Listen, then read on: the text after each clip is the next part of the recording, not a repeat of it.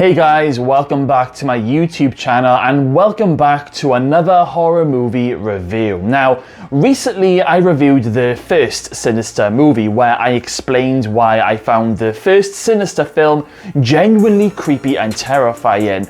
Now it's time for me to review the sequel, Sinister 2. Now I can remember watching Sinister 2 when it first came out, but I will be completely honest with you, I don't remember much about what happened. I only ever watched Sinister 2 once and I never went back and rewatched it. Now, the only reason why I think I never went back and rewatched it until now is because I probably didn't enjoy it. But now that I've rewatched Sinister 2 all these years later, what are my thoughts? Well, before I jump into it, if this is your first time here and you are a true horror fan, then don't forget to hit that subscribe button, and if you are already subscribed, then thank you all for helping me to grow this channel. Okay, so Sinister 2. I suppose the first question is, did the sequel scare me as much as the first one? Well, no. It didn't scare me at all. I felt Sinister 2 lost its charm in my opinion. The whole reason why the first film was terrifying was because it told a great story and it didn't rely on jump scares to scare you, and unfortunately that's exactly what this sequel did. There were far too many jump scares in this movie.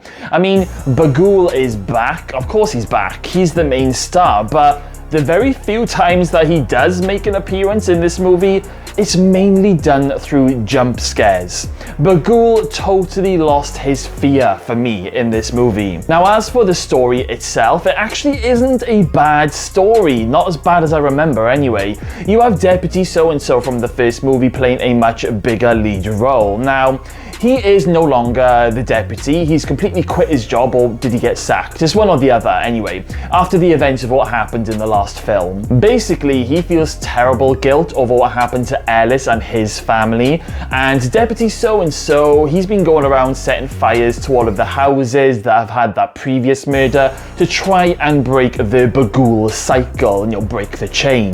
He ends up at this house which he thinks is empty, but it's actually being occupied by a woman called Courtney and her two children, Dylan and Zach. Now, Courtney has basically run away from her abusive husband and she's taking the children with her, and she panics when Deputy So-and-so turns up at her house. Now, he explains that he is just doing some investigating, and the pair of them, they end up bonding and even getting romantically involved, which I really don't think we needed this romantic part in the movie.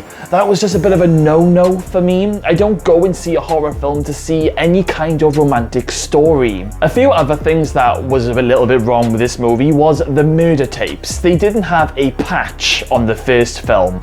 There wasn't as much atmosphere. The creepy music wasn't as scary. In the first film, the murder tapes felt almost trippy, whereas in this film, they just look like some amateur filming, and I think they wanted to make these murder tapes a bit more gory and brutal. In fact, there is a murder tape where there are a bunch of people in church and they're tied up, and then these rats, they're placed on these people's bodies, and then the rats, they end up burying their way through the people's bodies when a lid is placed on top of them. And I mean, it was gross, it was gruesome, but it felt more like a Saw movie in my opinion. The first film didn't rely on gore, it didn't need it. The murder tapes in my opinion are quite forgettable compared to the first film. Like the one I've just spoken about, that's pretty much the only one that sticks in my mind, the rat one. Now let's talk about the two sons. So you've got Dylan and you've got Zach. Now, Zach is pretty much his father's son, abusive. There's actually a really horrible scene where Zach literally beats the crap out of his brother Dylan. Now, Dylan for some reason is seeing these dead children, the ghosts from these murder tapes. No idea why this happened, it's never explained in the movie. All we know is that if Dylan doesn't watch all of these murder tapes, then he will continue to have nightmares. It turns out that Zach can also see these dead kids, and it's actually Zach who these dead kids want to use to create another murder and another murder tape. Once again, none of this is really explained in the movie, it just made no sense to me. Now, the abusive dad is a complete asshole. He actually actually beats and picks on Dylan. There's actually a horrible scene where the dad tries to force feed Dylan when he's not hungry, and it's just really not nice to watch. In fact, that was probably more scarier than the rest of the film, but I was actually ready for this prick to die. The movie is a little bit of a slow burn, with just a load of jump scares thrown in to pretty much try and keep you awake. So as I was saying about Zach being the chosen one to kill the family, and the one to create the next murder tape, there just seems to be a really odd jump in this movie.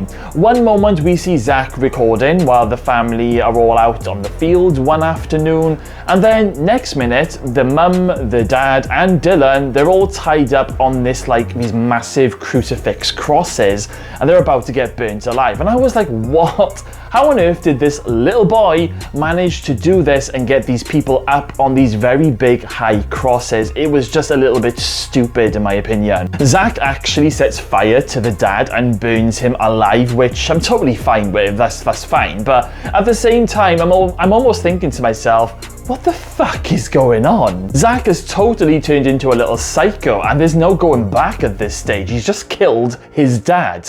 Deputy so-and-so, he ends up saving the day when he comes driving into the field with his car and ends up running down Zach. But Zach, he gets back up and chases them all back to the house, trying to kill them. It's so messed up. Zach is like a little bit of a mini Jason Voorhees in the making. Now, in my opinion, the conclusion to this movie is just so stupid. Zach ends up dying, or at least he leaves the real world and pretty much starts to rot in the Bagul's world before the house burns down. Now, Courtney, the mother, she doesn't seem that bothered about one of her children dying or disappearing or whatever the bloody hell happened to him. She does cry, she does show a little bit of some emotion, but she really doesn't seem that bothered when the house burns down and then they're all outside just watching. I didn't feel that this movie was concluded properly. I honestly feel like they just made this second movie to make a quick buck after the success of the first movie. We see it happen all the time, and not just with horror movies. In my opinion, I don't think we needed a Sinister sequel. The movie ends with another stupid jump scare after that weird radio thing turns itself on. Just another silly ending in my opinion. This sequel just lacks everything from the first film. It's not scary. It's also a bit confusing. There's no logic or explanation to the two boys seeing the dead kids. There's no real conclusion. It was all a little bit of a mess to me. Like I said, it wasn't a bad story. It just wasn't executed in the best way.